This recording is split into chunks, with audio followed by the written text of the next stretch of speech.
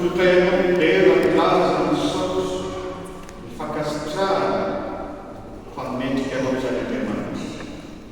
Novorinao eto amin'izao kianja anao izao izany. Handray ireo ny filaza ny saranao, ny fiarovanao ahagaga ny fombanao. Mitenena ny fahafonkianao izany. Amin'ny anaran'i Jesosy Kristy Tompo. Amen.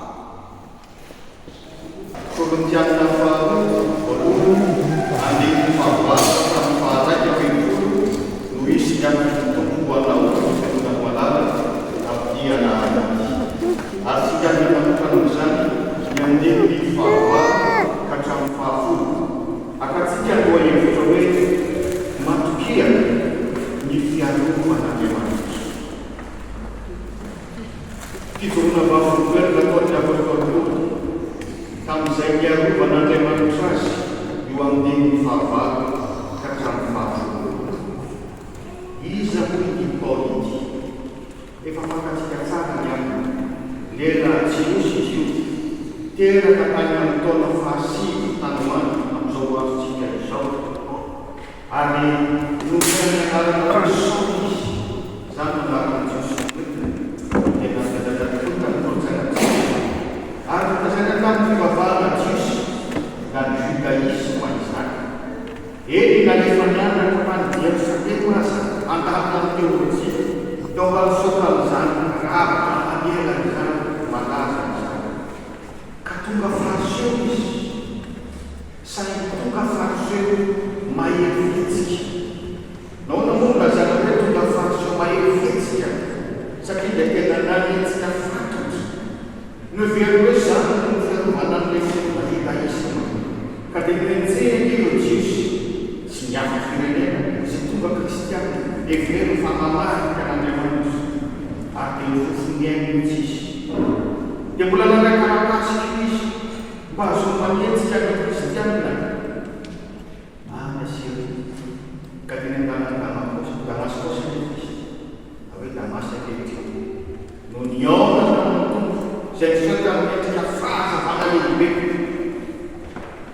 Teo izy teo izy nytofo nanomboka teo dia tonga totoro ny filazany tsara. Nitoro ny filazany tsara tany ivelany Israely. Antsoina hoe apôstôly zay Kristy izany hoe niafa firenena. Nitoro ny filazany tsara sady nanana firenena maro tany Ezipta. Ary nitoro ny filazany tsara tany Eropa. Anisan'ny tany Eropa ny tany Korinto zao texte tsika izao. Satria any Grèce Antiny izany Korinto izany. Araka ny ray mijery ny ministera na ny fanompoan'ny apôstôly Paoly dia zao azombarana. Nandritra ny telo taona no nitoriny ny filazany tsara sy nanomelona fiangonana maro ka ny ivelany Israely. Ny taona enina amby enimpolo na ny fito amby enimpolo tamin'izao artsika izao tokoa mantsy no maty izy. Rehefa nitorana maty martyra tany Roma Italia izany. Na vita be tamin'ny fitorana filazana tsara izy. Azo heverina fa andro ny finoana kristianina tamin'ny taonjato folo. Fa saingy izao koa mampahafantarina antsika tao izao texte izao. Nisedra zava tsara ny apôstôly Paoly tamin'ny fanomponan'Andriamanitra.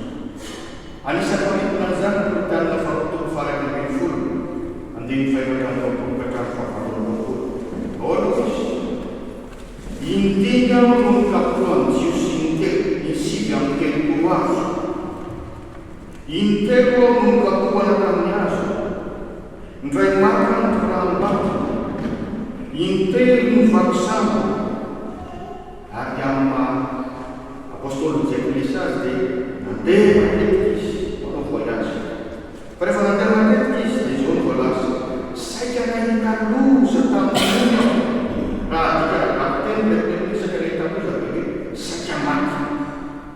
Zany hoe saika maty ny jiolao, saika maty ny totokaninao, saika maty ny hafa firenena, saika maty tany anefitra ao, saika maty tany amin'ny ranomasina ao.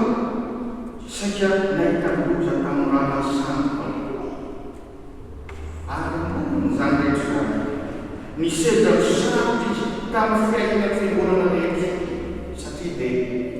ahitana olana basta zanako hoe misy fiangonana zanahorona olana zay tsy maintsy mivahana apôstôly ary ataoko reto manokana ampolony maro olana tsy maintsy mivahana anisan'izany ny fanenjehany sasany azo ianao tsy apôstôly zany mijoro vavolombelona ny apôstôly Paoly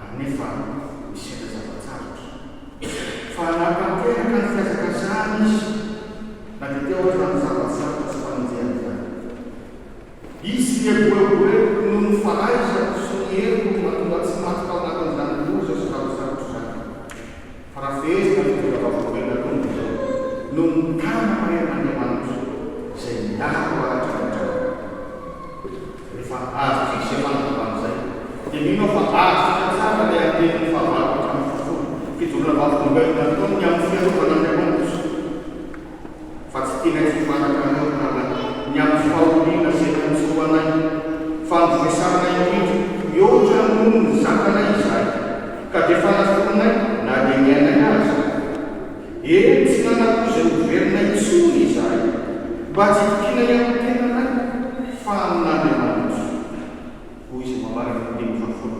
Andriamanitra no nafaka anay tamin'izao fahafatesana lehibe izao ary mbola nafaka anay izy mamina anay fa mbola hanafaka anay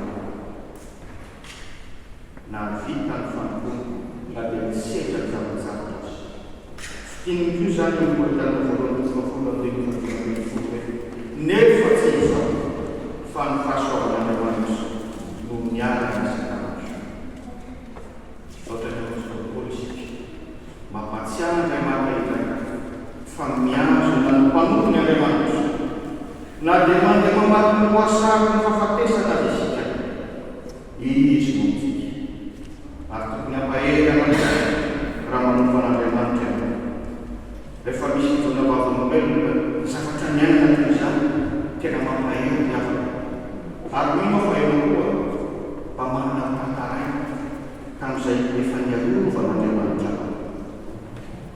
dia tsaroko eto ny ranonompanay sy ny niarovany anay tamin'ny fanomponazy raha namonjy ny posta voalohany tany ambanivohitra nanabava tanàna kely tsy misy pastera fa nanindra ny fotoana eto fa ny Tomasy no misy isaky ny fokotany eny ray indrina aminay tamin'izay azy dia olona mikaisaka fanavona ka amin'ny alina dia maheny ikika ianao mahembena fa afaka efa mangeja manekotry tsy misy azo atao fa tsy mivavaka dia mandraoko matina devoly andia naovan'Andriamanitra tamin'izany hery no maizan'izany izy tsy zany a indraindray misy bilava mamany eo atokantramonay na amin'ny atoandro na amin'ny alina nahoana angao ianao rehefa ny ambanivohitra any mantsy tsy voatery hoe vola ihany no anampiana mitanjona amin'ny asa fanompony fa zay ananany olona dia hany betsaka ny avangasina anisan'izany ny vary fa anatin'izitsika tokony hoe tsy maintsy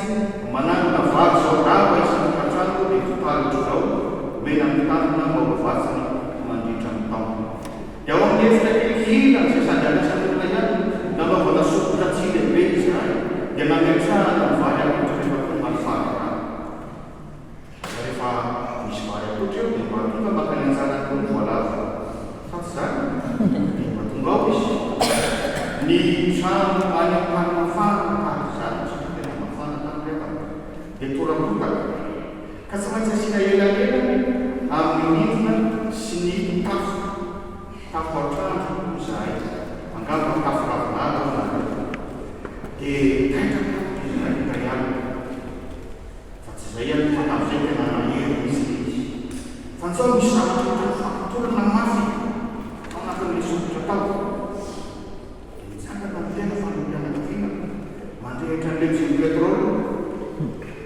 alina ny mafafabeteka hoe kakazo gora kosa ny fiteny ny olona any dia lasa ny ino izao ho antaika koa izy fa ao anaty olona kosa ny jiro mirehitra tamin'izany dia nitsangana koa izy avao ay dia lava fa izy eo amin'ny sakafony dia voalava mihinana ny vary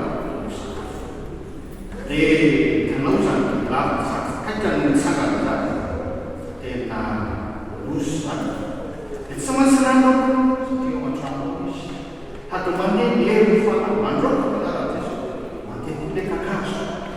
Kalau faham murah dan lain, saya jangan pada so, Lazarus waktu berkata, im sotana dewan, bulan yang pasalamat kepada Bapa Ben, anak kepada dia. Reform figura na si figura na kung nakataso fa wala mo sana pero na parwa sa class misi nila na fu at sa mga imam kilometers misi ale tungkol fa misi sa simitahan kenapa para figura na nipkan na tekon na visit dia ande na dia sa figura na Amlas naik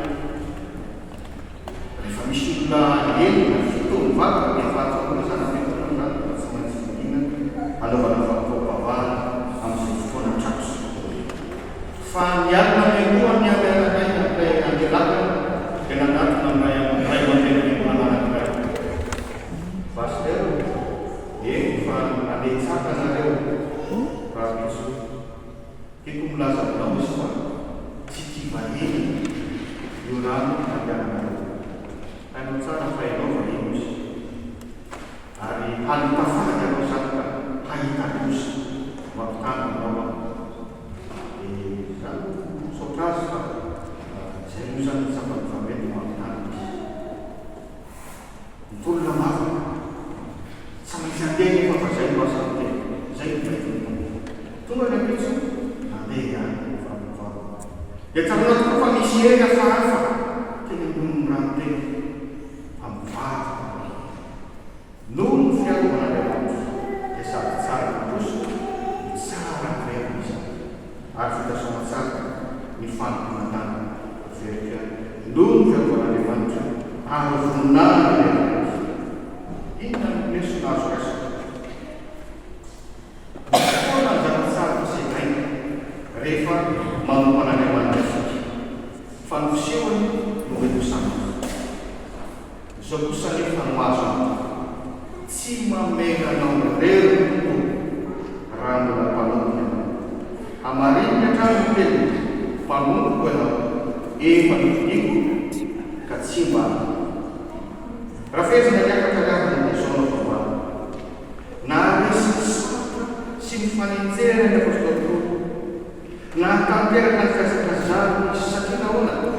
Fanamaya di Kristi untuk si pamisa. Bisa untuk berkenalan dengan si Johnson vernafa Kristi vernafa. Sakit Kristi levelnya sangat maafin tingkat faul yang kemudian. Lu vernafa dengan kayaknya. Anak-anak akan farang dengan rumah atau pasti Tuhan tentunya Kristi. Lagi main akan faktis. Koisan pembayaran kepada si manusia manusia batu kifa siapa siapa pada manusia luben bijuru mengfunguna solusi matukia di fiaru panandeman payis kumlas asal mata waktu fang mumpanau asal dia telefon na payis